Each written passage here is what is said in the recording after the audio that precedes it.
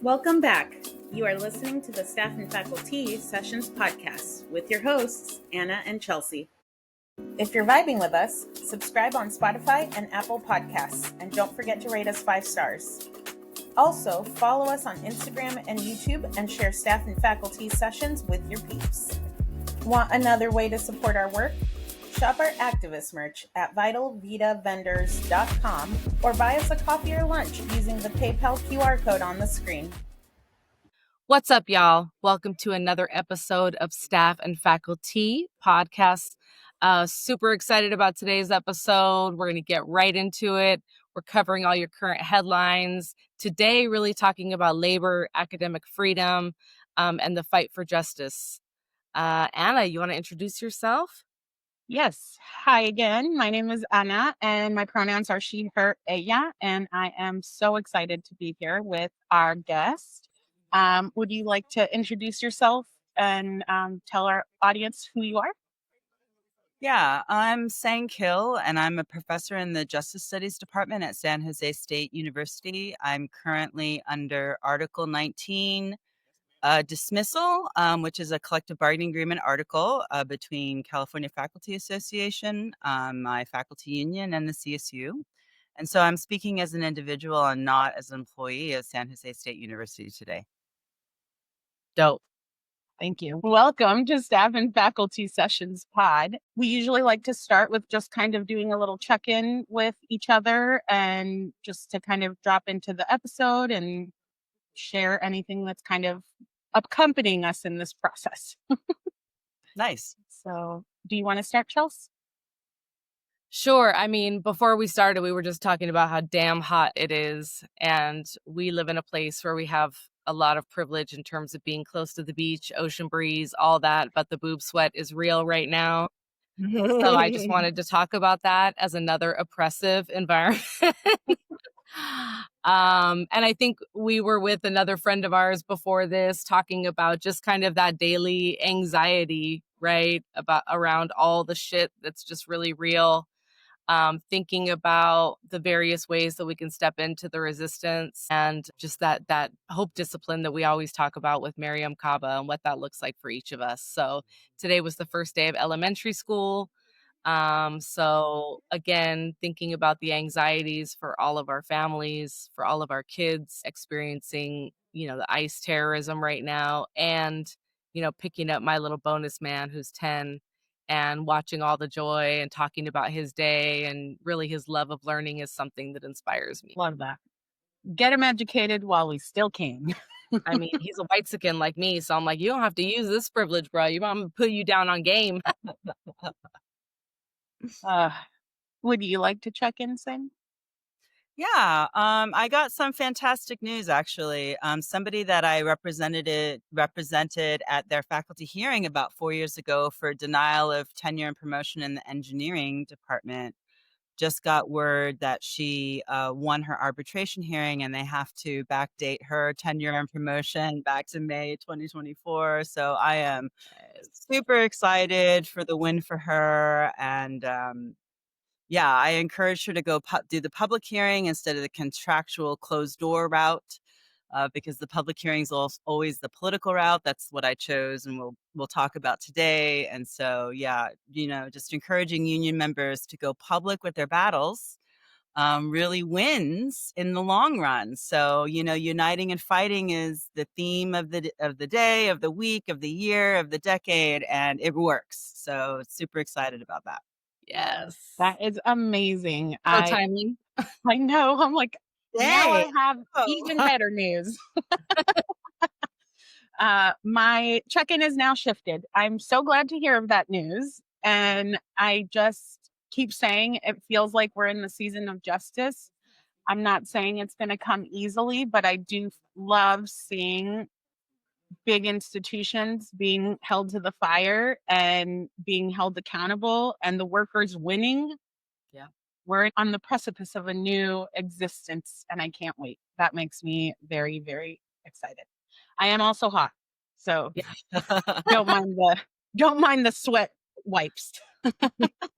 I also really appreciate you bringing up the things that we do in public, right? When we think about like Dr. West talking about how justice is what love looks like in public. We just again recorded with a comrade who is a labor organizer, Brown Beret, just amazing human, and there were so many threads there that we can connect with the win that you just shared and your story, and that labor is not separate from all these other struggles. In fact, they are deeply, deeply intertwined and interconnected. So really excited about this story, to be able to pull all that together and talk about those attacks, right? And how we fight back.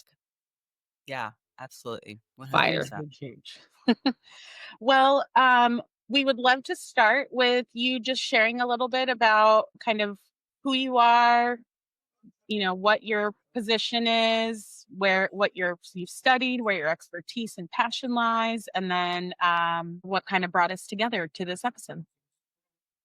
Yeah. So I was hired at San Jose State University as a lecturer first. I think it was back in 2007.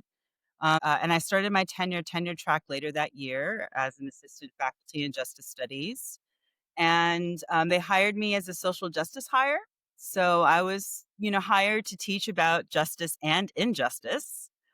And specifically hired for my scholarship, and I framed my scholarship as a scholar activist. At the time, my dissertation was looking at border militarization and how the news media covers it from a white supremacist angle. Um, and so I was really excited about my job at San Jose State University, really excited about being a social justice hire in particular, and being tasked with leadership roles in creating social justice programming for not only for my department, but for my college and for the university. And so I was a whistleblower early on because, as you know, institutionalized structures inherently contain corrupt things. And so I saw a lot of fiscal impropriety happening in my department, and I whistleblowed when I was still a junior faculty member, which is, I know, very risky, but I felt very confident in my retention, tenure, promotion track record. And it was so close to me getting tenure that I decided to take some risks and to start saber rattling with the administration. I eventually did get tenure and did a full-blown media campaign against my institution, which resulted in my college dean being forced to retire to faculty line. The AVP of finance was forced to retire. And eventually it led to the resignation of my president in conjunction with another staff whistleblower. So there was a lot of brave whistleblowers at my campus when I arrived. And it set me on a dynamic path with the administration, though, because I think once you whistleblow, and I think this relates to the nation, people don't appreciate whistleblowers and the muckraking that they do. And so I was on the administration radar since then. And so when things like Black Lives Matter exploded, or there was some anti-Indigenous scholarship that was being produced and disseminated in our college and things of that nature, I was one of the forefronts of faculty pushing against anti-Blackness racism, and as well as anti-Indigenous racism, as well as the class problems that all faculty face when we're in a two-tier system between tenure track, and lecturer. And so, yeah, I just try to do an intersectional kind of multi-battle approach to my scholar activism on my campus, which ultimately didn't make me, very popular with the administration. And unfortunately, it didn't make me very popular with faculty. Faculty on my campus seemed to be more comfortable being silent than being vocal. And it's always kind of fascinated me why. I think maybe it might be a proximity to Silicon Valley and the bro-tech oligarchy there, or maybe there's some political historical conservatism that I have yet to unpack with San Jose State University, or maybe it's on cursed ground. I haven't really kind of figured out yet what's going on there, but something's going on because, by the time fast forward, I did the encampments with my student, out of 2,000 faculty that are employed at San Jose State University, I was the only faculty to encamp. Wow. So that seemed rather stark and marked for me. And I'm still trying to unpack and unwrap my brain around why that was, I think. But to talk about the particular event. So now, his job suspended with pay under Article 17 of my collective bargaining agreement, May of last year. But this summer, they upped it and they used Article 19, which is disciplinary action, and they sought my dismissal. Very odd. Mm-hmm. So for me, it goes around 3 clusters of events that they seem to be like super alarmed about. So the first event was this Jewish studies professor from Long Beach. Came to my campus to talk about the Holocaust, but they had also posted in their local campus paper at CSU Long Beach that they didn't think that what was happening in Gaza was a genocide. Oh. I presently, at that point, was co-chair of the Palestinian Arab Muslim caucus of my union, which is a statewide caucus. And so the Long Beach people in my caucus told me about this guy coming. So, in my capacity as co-chair of the PAM caucus, I thought I should go see this guy's talk and to, in the Q&A, push back against his characterization that Gaza wasn't a genocide. Mm-hmm. For some reason, the administration emailed me that morning, citing that I was the faculty advisor for Students for Justice for Palestine, and told me that I needed to know what the time, place, manner policies were for our campus. So I was like, okay, give them to me. And then they were just like, oh, we can't give them to you because they're not posted on the internet. But, you can read our interpretations of the policy and that's good enough. Wow. And I was like, no, I've been a whistleblower on this campus for many years. And you've denied my tenure and promotion many, many times based on your interpretation or misinterpretation of policy. I have to see the written policy in order for it to be real and live for me. Mm-hmm. And I didn't get it. Mm-hmm. So I go down there, I show up to the public talk at the public library, and instead of them canceling the talk, they told us that it had been moved locations to Sweeney Hall, which is near my office. So they redirect all 50, 60 people who came for this talk to this classroom in this building, only it to be flanked by police. And then suddenly they changed the story and said, oh, this is a private classroom and only enrolled students can come in and listen to this guest lecture. And then, so there's 50, 60 of us in the hallway because we thought we were going to see this lecture, flanked by police. And there was up to, I think, maybe 10 or more police throughout this whole event coming in and out. Wow.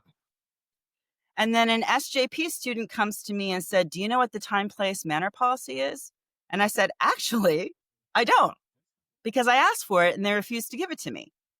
And then the student was just like, well, how do you advise me, as a SJP student to do? And I was like, well, I assume you still have constitutional rights. Mm-hmm.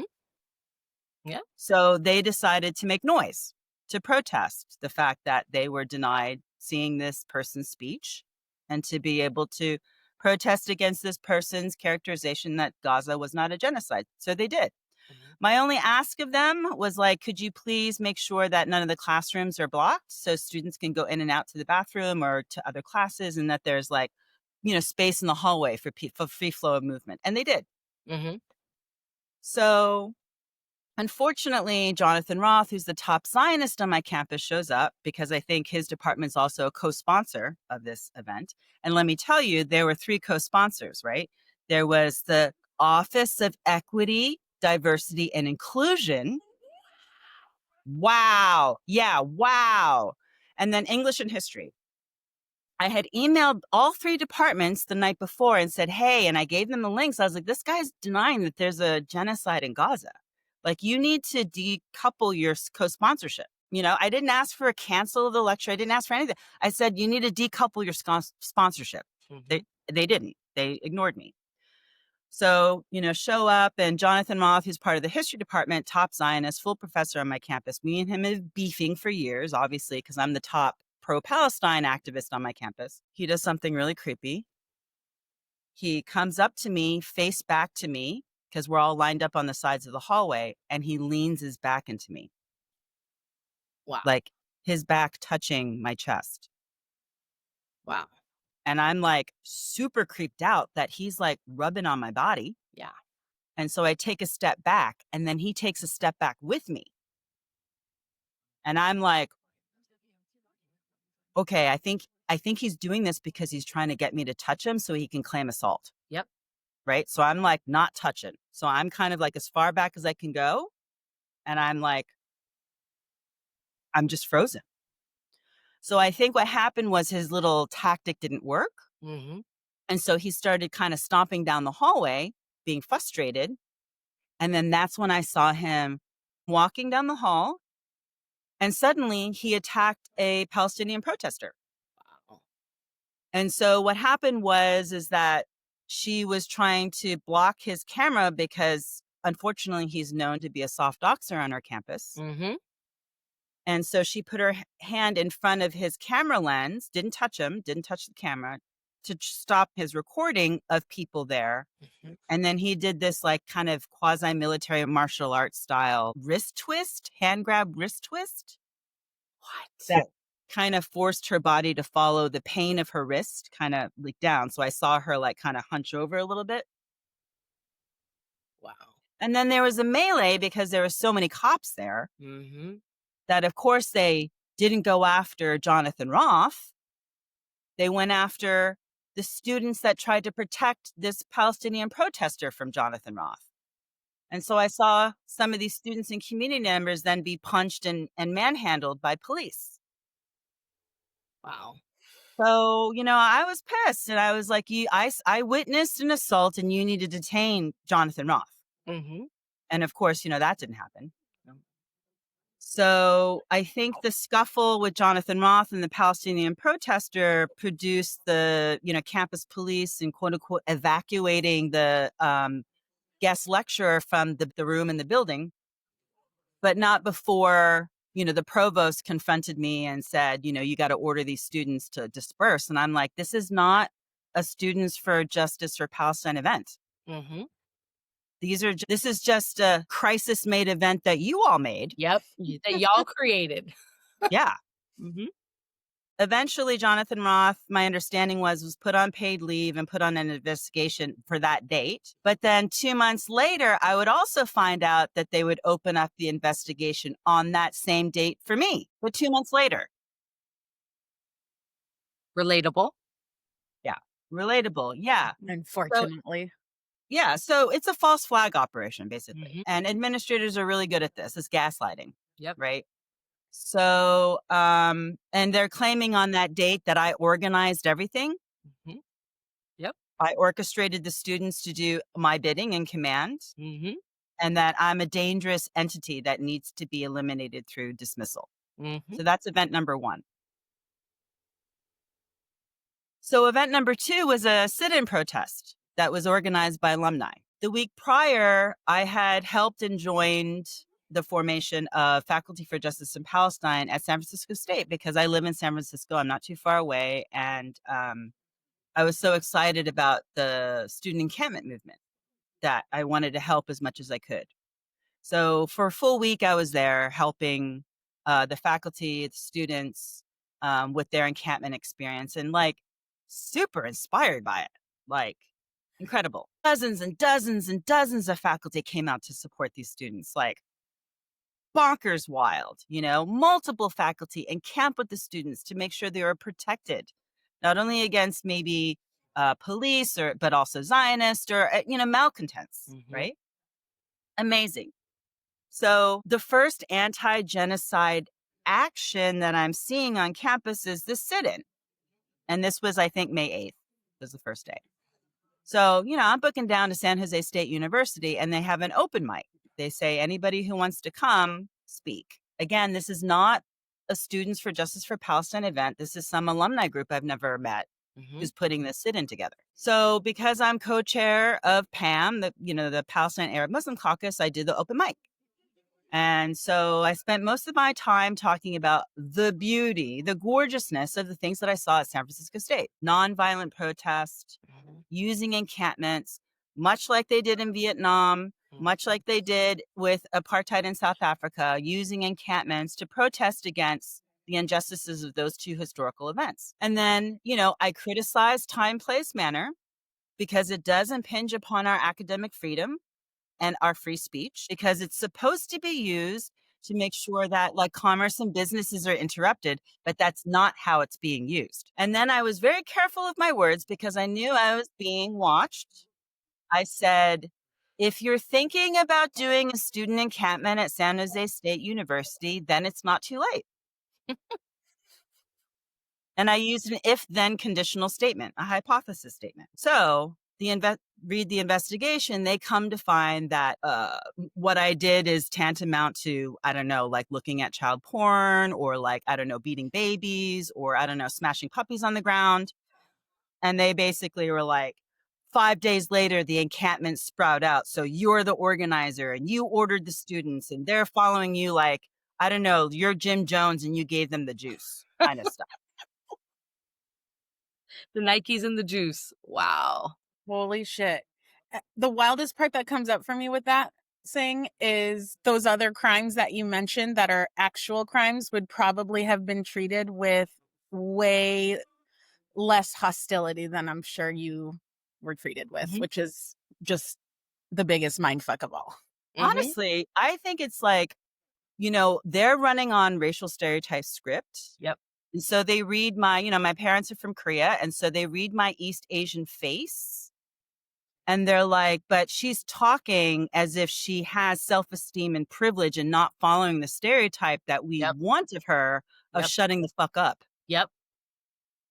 And so they had to act extra super hard to try to beat me back into my stereotype. Yeah. Who brought the mouthy Asian scholar? We didn't want that. Yeah, we quietly talk about social justice. We want you to quietly criticize border militarization and its murderous neoliberal policies. Because that's possible. Very demure. Yes. Very demure saying. Did not get the memo about demureness. Yes. Missed my desk. Yeah. So it gets even wilder for that student protest day.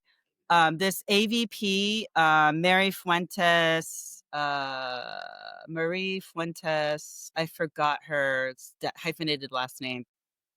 She sent me this email and was just like a couple days after I gave that impromptu speech. And she was just like, you ordered the students to march through the Student Aquatic Rec Center with noise and amplified sounds, which violated time, place, manner. What? That never happened. I've never been in the Student Aquatic Rec Center in my life. Wow. And then it gets really off the rails absurd. And then they were like, and then you ordered on the day of the sit-in that students encamp. And to the students' credit, they defied your order.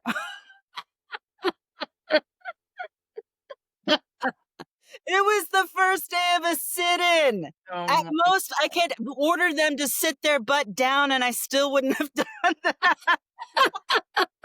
Oh my gosh.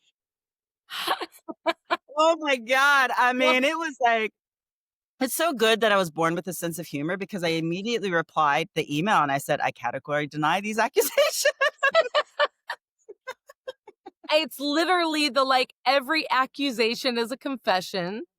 I know, right? And it reminds me of during the movement for Black Lives, right? When they were calling Black women terrorists, for resisting terrorism, right? Which is exactly what's happening right now, right? Straight out of the fascist playbook.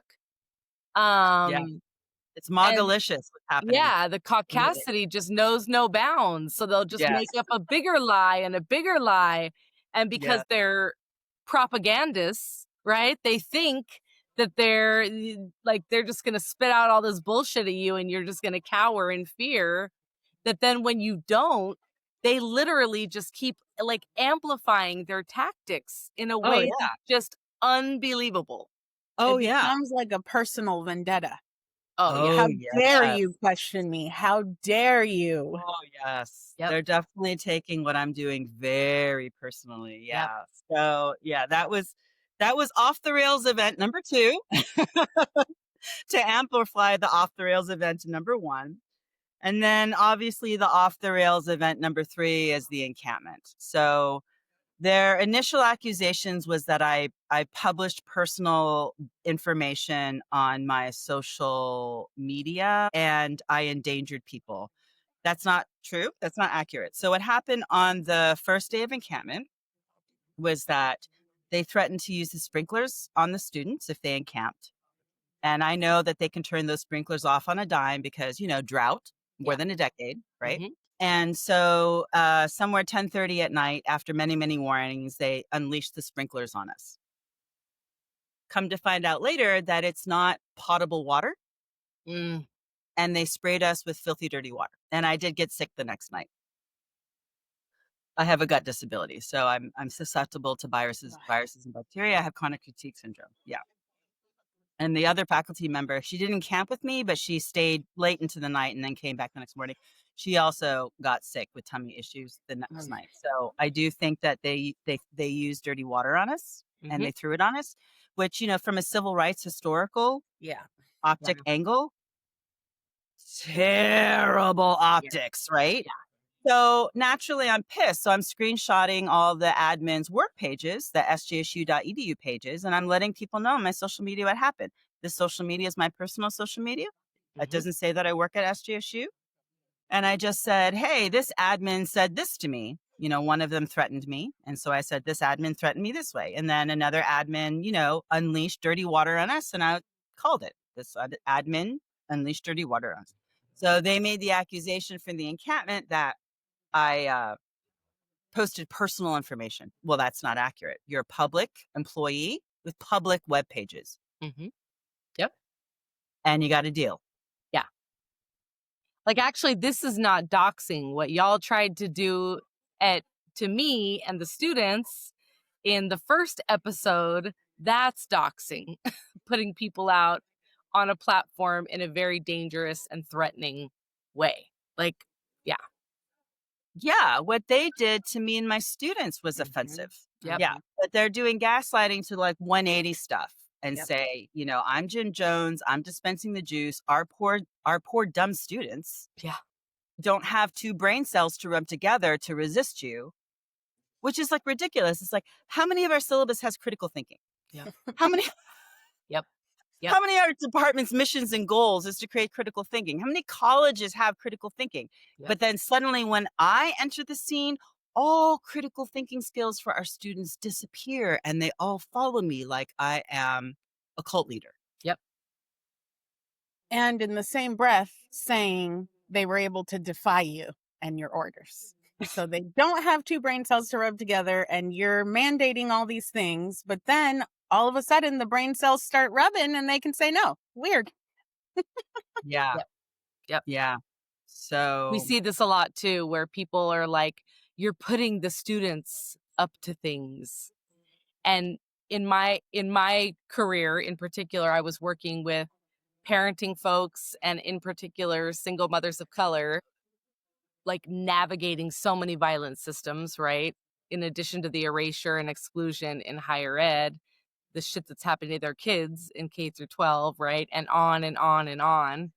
And when they would speak out to this day, if they speak out, they organize themselves, they make public comment, they're like, oh, Chelsea must have put them up to that. I'm like, she is a Black single mother who is 40-something whole ass years old, who's been fighting fools like you her entire life.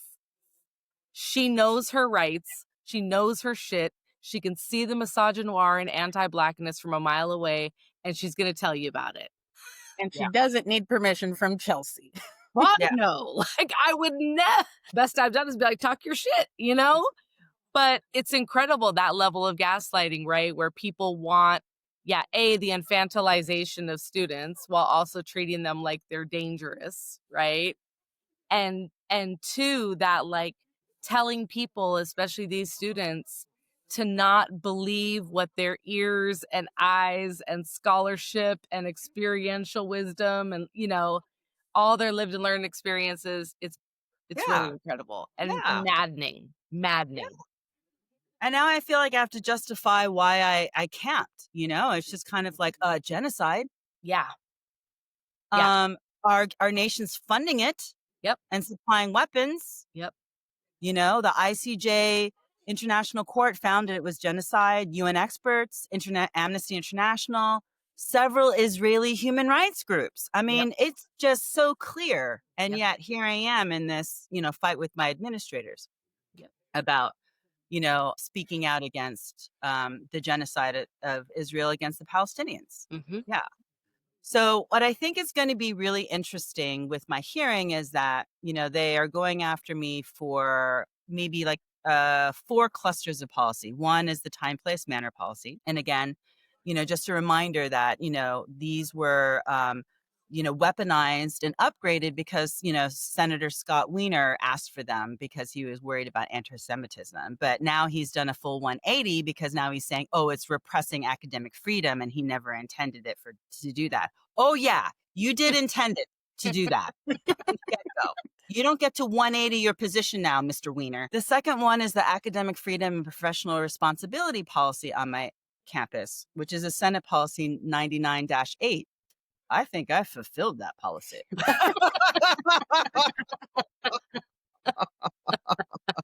A few times over. Into that policy, and I think I breathed life into that policy.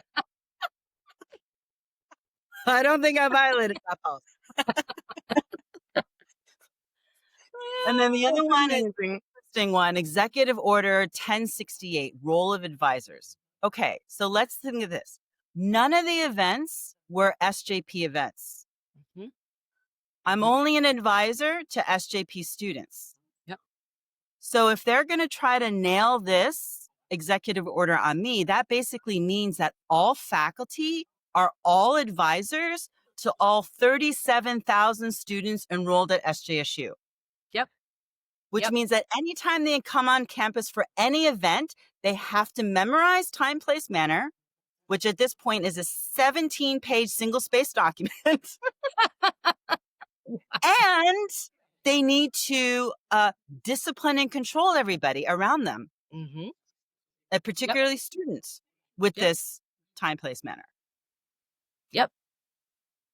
Boggle mind, right? Yep. So the other one they're going after me is Education Code Section 89535. So what does Education Section Code 89535 cover? Oh, okay. Drunkenness on duty, fraud in securing your appointment, conviction of a felony or conviction of any misdemeanor involving moral turpitude, failure or refusal to perform the normal and reasonable duties of a position, addiction to the use of a controlled substance, incompetency, dishonesty, unprofessional conduct, immoral conduct. Wow. Whoa. Getting their logic here. Wow. Yeah.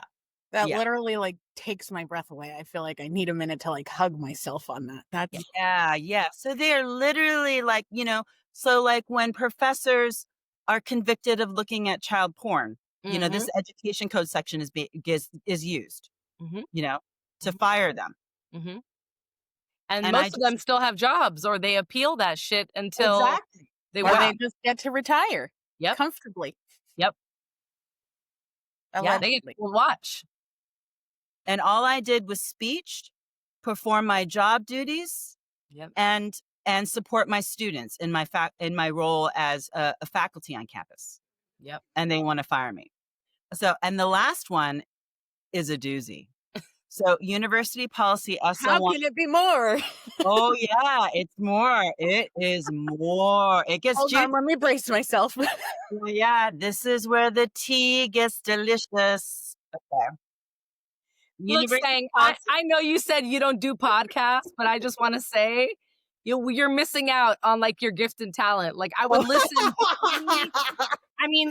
I would listen to any mystery that you told. I would listen to whatever story you are telling. Put it on me. Put it on me. What's next? What's next? Tell me more. Tell me more. I'm a good gossip about work. Yeah, that's why we're here. She's Ms. Revolutionary. So yeah, it gets even more magalicious because University Policy SO1-13 is called Commitment to a Campus Climate that Values Diversity and Equal Opportunity. Okay. Is there an asterisk? So it's unclear from the charging documents who I discriminated against, right? They don't say it. So Palestine is mentioned several times, right? Because, SJP and I'm an advisor for them. But I don't think it's because they think I'm discriminating against Palestinians. So, what other groups are mentioned in these charging documents and this investigation? Well, Zionist is mentioned 4 times. Jewishness is mentioned twice. So I think what they're doing is that the SJSU admins have adopted the IHRA definition that anti-Zionism is anti-Semitism. Okay. Which, the Department of Ed and MAGA have adopted this definition, right? But the reason why it gets so juicy is that my academic senate has actually come out against that definition. And they have adopted the AEUP guidelines, which sets the professional standards for our industry. Mm-hmm. And AEUP has strongly come out to say that anti-Semitism is not anti-Zionism. Mm-hmm.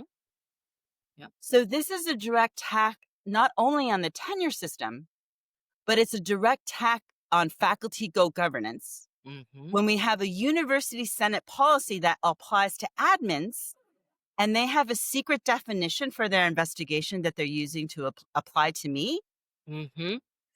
to dismiss me. Wow. I don't know what's wrong. I don't know what's going on in their head. Yeah. Something messed up. Something is not firing off in terms of the synapses or something, or the maliciousness that it's taken over the CSU admins is so deep down the hole. And it's a cult, right? So they're so deep down the hole that they can't see reality anymore. Mm-hmm. Yeah. And they can't see what they're doing anymore. That they think they have a strong case against me on all these policy fronts, where I think they have nothing. Yeah. As outsiders, sounds like nothing to me as well. Yeah. It's a big old nothing burger. You were a human showing up to a talk that was scheduled and then became a target from there. Yeah, exactly. Yeah. I mean, again, because it sounds like you were already on there. Yeah. I just showed up for work and now I am under threat of dismissal. That's what it feels like. Yeah. I showed up for work and I performed my job duties per my contract, per my appointment letter, per Senate policy, and they want to fire me for it. Yep. And Again, it's like, you are dangerous and disruptive, and you did not check their box, right? In terms of whatever stereotype they wanted you to uphold, right? Yeah. And I mean, we have found so often these folks just act with impunity. Oh, yeah. And they think that nobody's going to hold them accountable, and they've gotten away with it for so long that they just keep doubling down. And again, like you're saying, at what point do you look at this full picture and say, like, this is fucked up, or are they so deep in their own rhetoric and they sit in these echo chambers, right, of other dum-dums that are complicit with all this stuff, and tell each other how much they're in the right and how awful Sang is and how dare they do all of this to us, to the institution, Yes. Like, y'all did this. I didn't do this. I didn't want this. Yeah. Oh, they're treating me like I'm like some Asian Ashada Shakur. And I wish, I'm not even in their stratosphere. Like, oh my, and they're treating me like that. And I'm like, oh my God, like, I just showed up to my job, did my work duties. And they're like, yeah, she's like the most incendiary leftist. you Well, could possibly imagine. She's spoiling our students and destroying their lives and their futures. It's like, oh my God. again, the just, accusations and confessions. yeah, I mean, it's perfectly reasonable within my rights to tell my students that I don't have the time, place, manner policies, but I still believe you have constitutional rights. And they want to nail me for it. Yeah, so it's been a wild ride. And then of course, I had a fight with my union about this because they like behind closed source things. And so Article 19 offered me a couple different paths, and they wanted me to go contractual, which is behind closed doors. And I was like, this is a free speech case. We have to go public hearing route.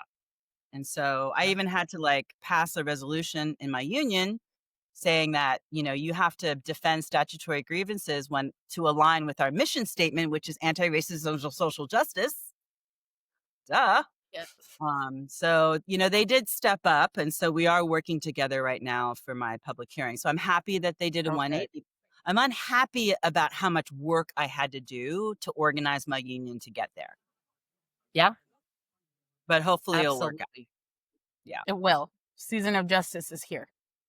Yeah. Well, the good thing is that I have a lot of experience in statutory hearings, right? So if the union does decide to ditch me at the last moment, which I hope they don't do, but it could be a possibility, you never know, I can do this on my own without them.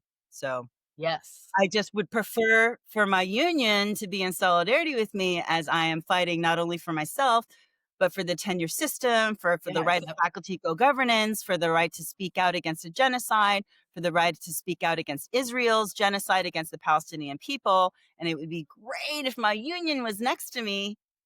But we'll see. I mean, so far they are, but they have reserved the right to ditch me if they choose so. And it shouldn't even be just your union. I hope that since this will be a public hearing, everyone who's listening to this episode turns in and shares it with everyone, because it literally is a battle for education as a whole. For free speech, for our constitutional rights that everyone seems to love. But then when it comes time to fight for them, they're like, well, what are you going to do? Exactly. Yeah. Moral Finkelstein has already been, canned, and she was an associate professor with a tenure, but, she was at a private religious college with no union. So I'll be the first one since 2023, public professor, full tenure with the union that they're going after for dismissal. So we're in historic battleground territory here.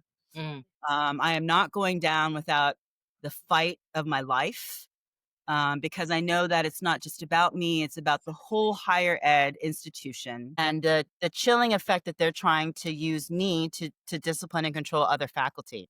You can't use me that way. I refuse to be used in that sense. So I'm going to be as public about it. I'm going to be as brave and bold about what's happening to me about it, because I'm not the victim here. I'm going after San Jose State University. Yes. And I'm going to kick their ass. Yes. No doubt. Yeah. I've also learned that they've cut out the San Jose State legal team and is now using the chancellor's headquarter lawyers. What? I know. I feel so flattered. You're kind of a big deal. I was like, maybe that Asada Shakur comparison isn't so far off. No. She kicks ass. Thank you so much. What a compliment. Look, I just want to say, look at the name that you were given at birth. There is so much in your name. Isn't that ironic? It tells me, everything I need to know. My first name Sang is actually blood in French too, and I was like, God, this just all gets a little woof. But yeah, I guess I was here to slay, so I'm gonna do it. Absolutely. I want to just say how grateful I am for you to take this route, because I think there is so much fear that gets instilled, and I see it, in my colleagues. I see it in the news headlines when we see, Harvard and Columbia and all these freaking schools just bending a knee to fascists and having to be one of the few people that's really carrying this intense weight about the future of our country, of our careers, of our, like all of this stuff, the things. These are institutions that are meant to teach us how to move through that, which I understand is exactly why it's a threat and why they don't want you in the system this way and why they make education inaccessible. So I really just want to say, like, it feels irresponsible to leave you out there on your own. For Yes. me and others like me and our colleagues to not be like, fuck it. Like, Yeah, I've Spain got can't be doing this on her own, and we're gonna do what we can in our own little sphere of influence and go yeah, from there. I mean, So, I've gotten solidarity and support from many other faculty groups, just nothing from San Jose. The Faculty Senate's been silent. My union's been silent. The Human Rights Institute on my campus has been silent. Everybody's scared of the admins, and no one has spoken out for me on my Yeah. campus because the chilling effect is working. Yep. Outside my campus, I've had an abundance of support. People know how important this is. yeah. And so they have come out of the woodwork to let me know how much they care and how much they appreciate me fighting, not just for myself, but for the bigger system and for faculty everywhere. There is another example, Rupa Maria from UCSF, internal medicine doctor. She did not have the benefit of tenure. She is a huge fighter. And they were able to fire her because she didn't have the privilege of tenure or the benefit of tenure. And so this is why, as a faculty unionist, the UC system faculty need to form a tenure. Need to form a union. Yes. And it's so important to have a union because even if you don't agree with your union on tactics or whatever, you can still argue the collective bargaining agreement for yourself. And I've done that many times where if I haven't been happy with the way that my union has advocated for me, I have the language of the collective bargaining agreement to argue directly for myself. Yep. So, and then for people who have unions like me, and let me tell you, we have a new president and she did use the word genocide, right? So thank God. But the outgoing president did not use the word genocide once. And that tenure just turned over this summer. Wow. So Wow. sad, right? Yeah. So if you have bad unions or weak unions or unions that don't want to use the G word, then you have to fight your unions to make sure that they're accountable to whatever social justice they say they are. Yeah. And you have to do that kind of like on the ground street fighting within your own union. Sorry. Yeah. To make them Yeah. have that, like, come to the light moment. Absolutely. It was brutal and it's not fun. There was less joy in those battles. I like to punch up, but Yeah. this wasn't Yeah. punching up. Yeah. But it was still worth it in the end because, we have a new union president who has recognized the genocide and knows that MAGA is winning and that we need to do more in order to defeat MAGA. Yeah. I think I as we're talking, so a lot of the conversation that we just had was really aligned with this. So I'm so grateful to hear it from multiple spaces, places, and positionality, right? But I was thinking about Chris Smalls as well, Oh, yeah. thinking about like really what it looks like to model that global struggle, right? Oh, yeah. To be in solidarity in a way where you're willing to take those kinds of risks. And then to have the kind of politic and following and presence where you can talk about that in tangible ways where everyday people who may have voted for this shit and are understanding their own complicity, right? Exactly. Understanding the dog whistles, understanding that they're, bootlickers, like to be able to connect them to that global struggle, that moral imperative, is Chris- it's so timely. And I'm even thinking about the arc of how the conversation has shifted since this all started for you, right? So what was Yeah. that, April or May of last year? Yeah. Well, what was really beautiful is that because I had worked within my union to form a joint slate a reform slate. We got a bunch of our people in. I mean, it wasn't a clean sweep, but at least we got 5 people in, which helps turn the tide against stuff. And so because we had successful, 5 like leftists basically on the board of directors in my union, we were able to invite Chris Smalls to our fall assembly. Wow. And so when he got kidnapped trying to deliver food to Gaza, we had to recognize the genocide and starvation in Gaza as a union. So he was super instrumental because he spoke to our union about his work unionizing Amazon workers, and then his kidnapping by the Israeli military and government, that it basically forced my union to acknowledge the link between anti-genocide work and union work. Wow. So That's thank so you, Chris powerful. Smalls. Yeah. Chris Small should be named Chris Biggs. Yeah. Just one He's person out here. Yeah, there's nothing small about his political momentum or I his love it. I love it. he's amazing. Yeah. And the way that he showed up, he's like, y'all show up in suits and I show up in my boots. Like, this is what the struggle looks like, right? Yeah. And I love that sort of, part of what we're doing here, just the way we're talking about all this. It's that interrogation of like professionalism, as white supremacy. And that all these folks just fall into line so quickly. Yeah. And are out here cosplaying leadership. They're not leaders. They're terrified, right? Yes. So this is all they have. I'm like, we have one another. We have the people. We have history on our side. And they have this. They have made up policy and their silence. And I know what side of history I want to be on. I'm straight, Oh, totally. Yeah. And part of the problem I've noticed, particularly with my campus, is that faculty occupy this petit bourgeois status, right? And they don't know that they're doing this, and they don't know that they're being part of the problem with their silent complicity. Yeah. And their performative diversity.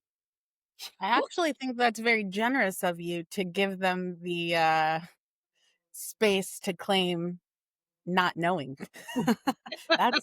That's very gracious of you.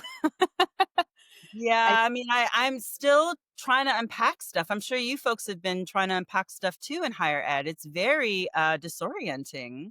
Yeah. This should be a place of creativity, of ideas, of like, moving, compelling society in like advancement direction. Yeah. And yet you get stuck in these neoliberal transformations that are just out to destroy your livelihood, that don't keep up with raises that keep up with cost of living. Yep. And that suddenly, you're a professor with all this kind of like, occupational prestige because you teach at a university, but you can't buy a fucking sandwich for lunch. Yeah. Yeah. So. Well, and I'm sure they loved your scholarship on board. I was like, oh my gosh, why did I not know about Dr. Kill before? Because your scholarship is just so fascinating and so incredible. And I'm sure they loved that book you wrote about borders and all those critiques, right? In 2021, when you won all those awards. I'm sure they had your face plastered all over, but when you cry, no, they didn't like that either. No. Okay. Not. Yeah. I had to ask for my college and they begrudgingly did it and then gave like more glorious props to my dean who had a book at the same time, but didn't win anything on us. Yeah. They even denied me promotion to full because they were like, oh, you haven't had it reviewed yet. And every good book needs to review. It's not even a criteria for RTP. And they created a new standard. And then I won a national book award. And I was like, does this qualify for review? The nation is saying it's good. Is this enough? You're like, no, we need to go run it by the Zionist cohort and all the white men to tell us whether it's good or not, because the bar is hell and their opinions are the only ones that matter, right? Yeah. And that's why I think spaces like this are really important, because we get gaslight a lot, and we need to like laugh about the absurdity of the gaslighting and like kind of like, share those stories, because they can really unground and unmoor a person. Yeah. Yes. Yeah. But I try to take it with a lot of like stride and like laughter and whatever, because I think it keeps me grounded in the absurdity that keeps on coming, Yes. kind of thing. And Yes. so these kind of spaces where we're talking about some really fucking serious shit, right? Yeah. But we can still like laugh and see the absurdity of this MAGA-licious neoliberal fucking agenda, Yeah. that I think helps, fill my gas tank up a little bit, or my Exactly. battery charge, and then also, help to kind of spread that to other people, to be like, don't despair. We still have to have joy every day. We still have to have laughter every day as we kick the shit Yep. out of our fucking evil enemies. Yes. Yep. Chelsea and I'm I looking- always talk about it as our traumedy hour. Yeah, totally. Yeah. I'm like, sometimes you just have to laugh a little, because otherwise it makes you want to curl up in a ball, And I really appreciate you naming the piece around just validating other people by having this conversation, even if they're not participating, being able to hear our experiences, your experience, and really sitting with like, okay, I'm not crazy. This is a systemic approach. This is a pattern that is present, not just at my campus, Yep. but it is a global attack on education, on learning, on advocacy, on equity, on all of these things, because it's kind of the system taking that last, bear claw grasp at the thing that upholds it. Yeah, And they see the writing on the wall. They know, we're kicking out all the pillars and it's all about to collapse into shambles. And it's now fighting back much harder than ever before, because it's trying to survive. Yep. Right. Exactly. Yeah. And we just got to see it for what it is. So when, individual attacks happen at faculty, I strongly encourage you not to go down the victim hole. Do not do the disservice to yourself. I know that if injury is happening to you, but now is the time to organize yourself and unite and fight with other faculty. Because I think a lot of the times I see these, faculty members being targeted, and they'll immediately go down the victim hole. And it's like, no, that's toxic. That's not going to serve you. You're not going to have strategic vision of how to fight. You have to stay grounded. You have to laugh at the absurd. You have to find other people to unite with, and then you have to fight very strategically, very hard, and in a very unrelenting manner.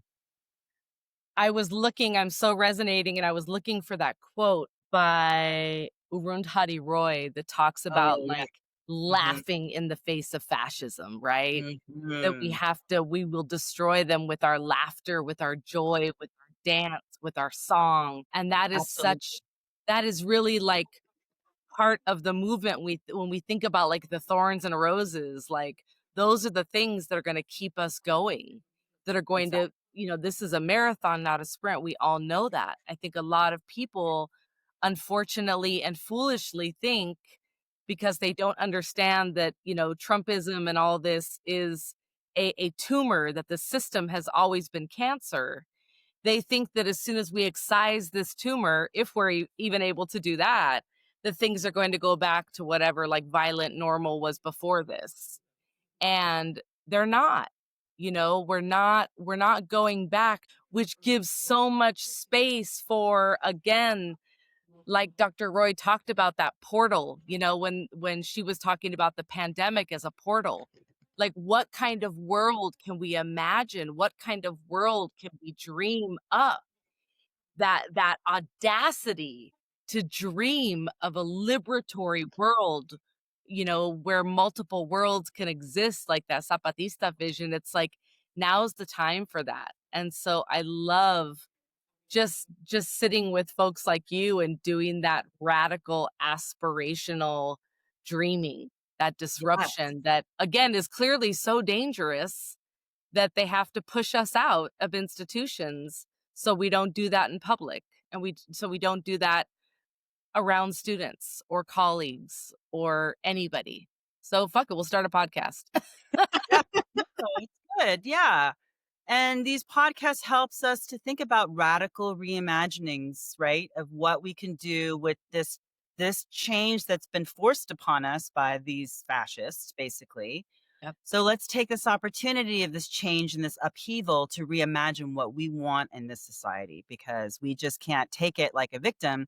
We need to take it like, progenitors or creators of culture, of politics, of movements, right? And so I'm not taking this thing like, we're going to lose. I know that the odds are overwhelming, and I know that the tactics are not new, but we haven't seen them in history in quite a while, right? So they're new to us in terms of our living in this present moment. But, we need to be students of history so that we know what's a coming. Yep. And what we need to do, right? And so that's why I talk with my union about the general strike, and that really we need massive job stoppage is the only way that we're going to put, a boot on a butt for MAGA. And so unions have to get stronger, not only about their own individual strikes and how to do them more effectively and to get better contracts, but also how to join a general strike with all working class in union. To say F you to MAGA and to Project 2025 and Project Esther and all those other projects that are meant to dehumanize us and make us into, money-making, objects for the neoliberal fucking oligarchies that are forming. Absolutely. Can you talk for just a little bit? I know we're over, but again, when we were talking to our other amazing labor and union organizer who really talked about like his community role, right? Because we've also talked about decoupling our identity with institution, with the job, with the role, right? Can you talk just a little bit of interrogation of capitalism? Because I feel like there are a lot of folks, again, with all of the rhetoric, all the fear mongering around socialism, communism, etc. There are a lot of people who liken themselves as capitalists, and I'm like, you don't own no means of production. You are not a temporarily embarrassed millionaire. Like, you are a fucking worker.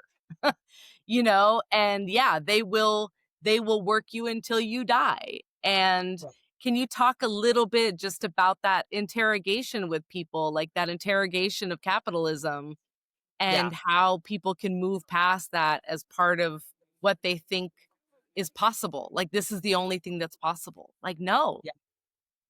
Yeah, no, I mean, a lot of my scholar activist research actually revolves around that, because I critique the neoliberal transformations of particularly the news media industry, but those neoliberal transformations have happened across the board in all industries. Yep.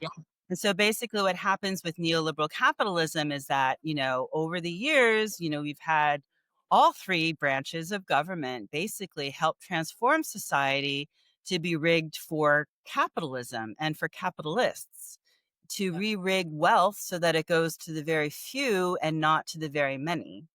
And we've used the police apparatus to maintain that higher structured, a re-rigging of society, the economy, through politics, judicial, legislature, all that stuff. Yep. And it's been very slow creep so that people don't recognize that it's happening. And we also try to sell the quote unquote American dream, that you can have a middle class life, as we rob it from most people as workers within this neoliberal transformation, right? Yep. So just look at the news media. I mean, every news information that you get basically is owned and provided by 5 major global corporations. Yep. And so what is that going to do to the output for the information that we get? How are they going to portray the rich versus how they portray the poor or the middle class, right? It's going to be highly skewed. Yep. And then that skews the way in which we see what middle class, what poor, and what rich is, So when I teach social inequality to my class and we talk about, how do we class identify? And most of my first generation working class students identify as middle class. But then when we go over the indicators, they have almost none of the indicators of middle class. That's how neoliberal capitalism has fooled people so badly. that my working class immigrant students think they're middle class. Yep. Yep. Yep. And that same mind job has happened to faculty. Yep. Yep. We can't afford to buy a house. We Yep. can't afford to buy new cars. We can't afford to buy lunch. Mm-hmm. And yet we think we're maybe upper middle class, or something, like, Yeah. So we need to understand that neoliberal capitalism is a mind job.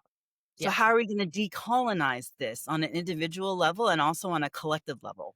Yes. Because they have been feeding us this poison, toxic narrative soup for so long that most of us believe it, unfortunately.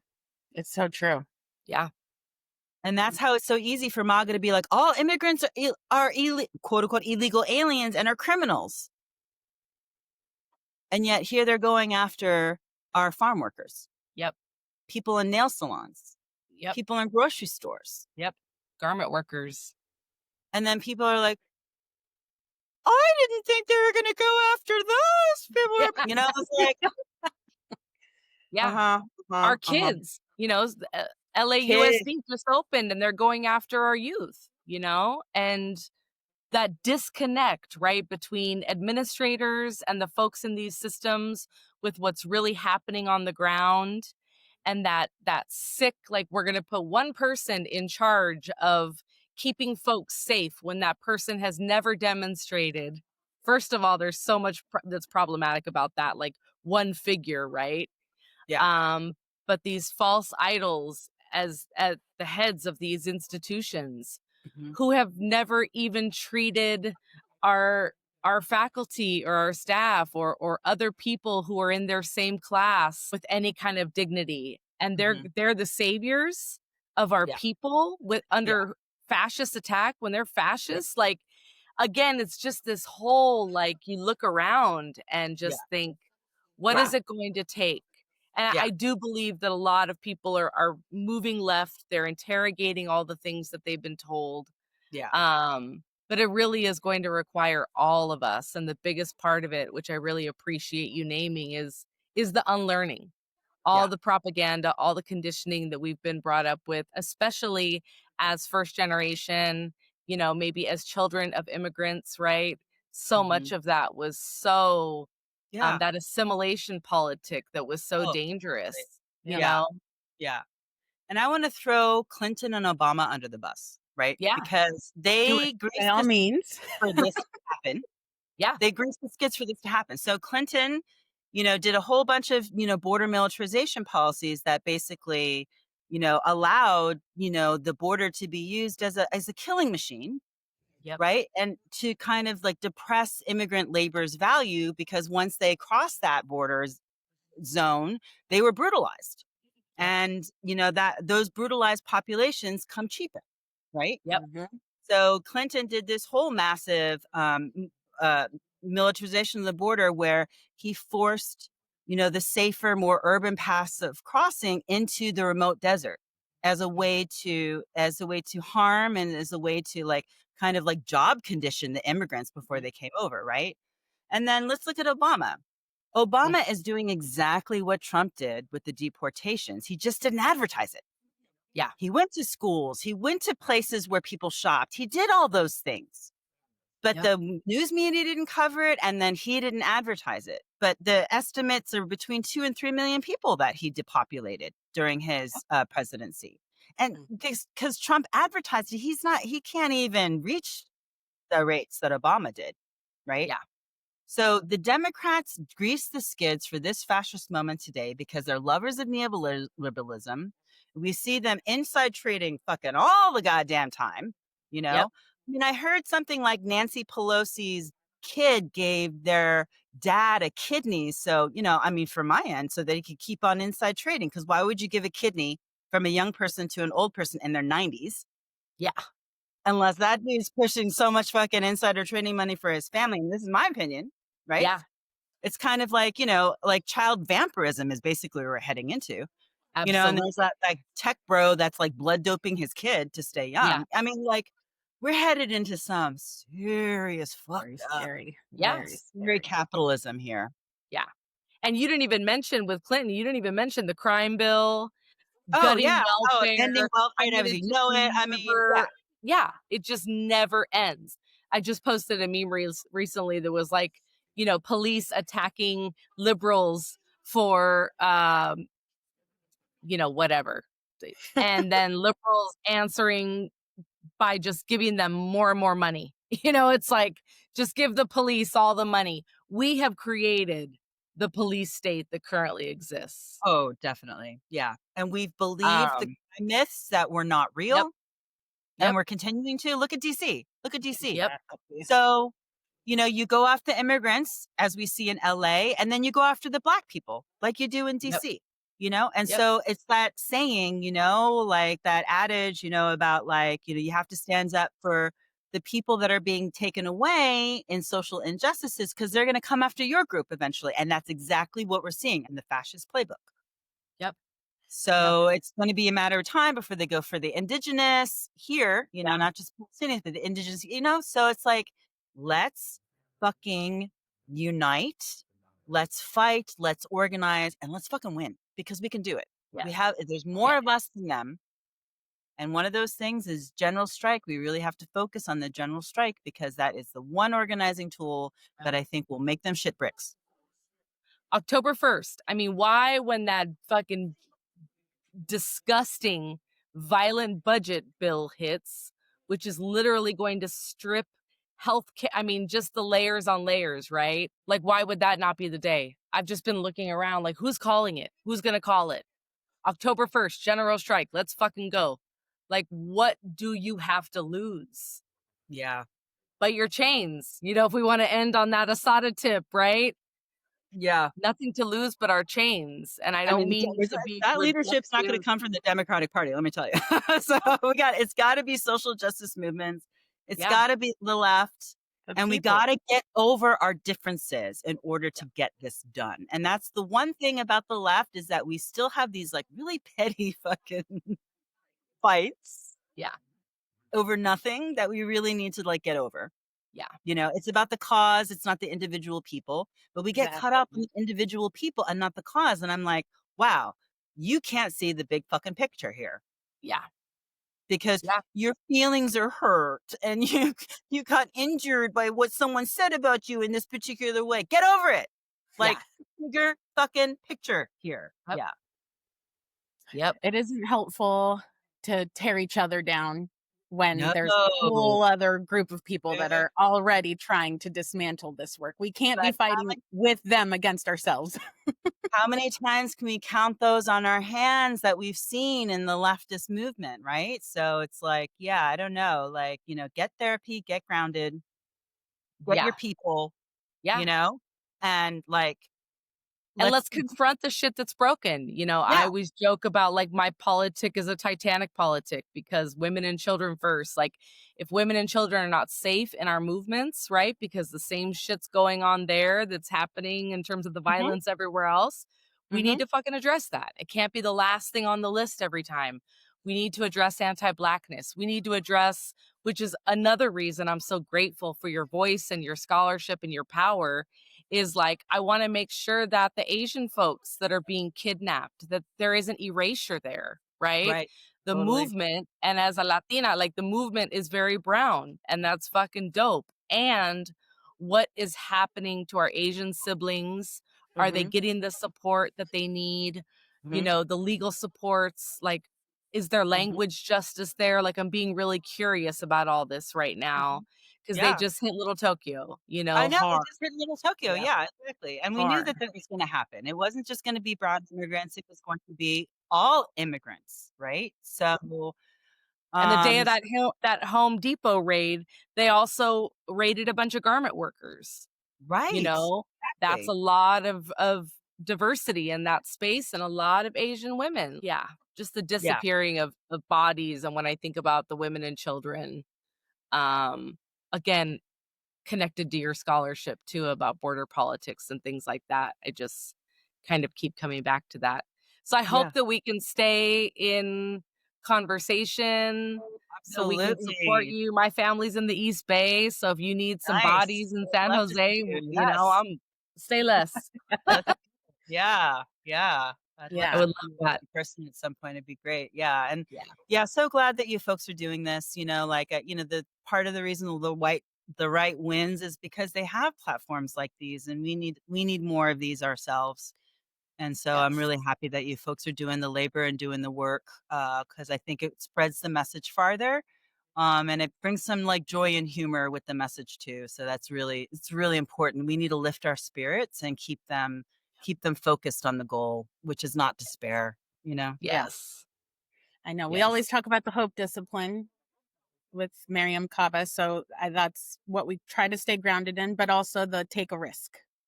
Right? Yeah. We're all going to have to take a risk. We're all going to have to lose something.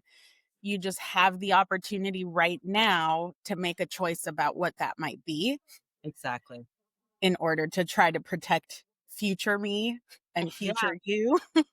Yeah. But the fact is, loss is going to be part of this process. So Yeah. And we're we going to got have it. to make courage contagious, right? Exactly. It's going to be, fear spreads, but courage can spread too. I mean, it's another emotion that we can spread, right? And so, yeah, I think that your podcast will really help with that for sure. We hope so. And real quick, just to make sure folks are aware, I will be adding the info in here about the general strike that is trying to get going. One of the biggest things that they're wanting is to get 3.5% of the population to actually sign on a card saying that you will participate. If you haven't done that, please go do that. That is one very small, tiny little risk that you can take to sign a goddamn card so that we can get these 10.6 million people signed up so we can stop working and break this fucking system. Yeah. Because it is not currently broken. It is working as designed, and you are a cog. Yep. Yeah. I am a cog. All of us are just here to help propel the system in its functioning. Let's stop. Sign the goddamn card. Check our show notes for that info. Hashtag sign the goddamn card. It just went viral. Literally, come on, man. Well, saying thank you again so much for everything that you've shared with us. I just, like Chelsea said earlier, I feel like we could have this conversation for hours and hours and never get bored. So we might invite you back. If there's anything else you want to update us on, let me know. If Sing has any resources, she will let us know and we'll add them to the show notes as well. Thank you so much. Keep fighting the good fight. And we will be with you in solidarity, virtually and in person if you need us. Let us know. Yes. Yeah. Thanks so much for your solidarity, both of you, and all your good work. Appreciate it. Thank you. Thank you. And as always, y'all, stay rooted, stay radical, and stay resistant. Thank you, Sang.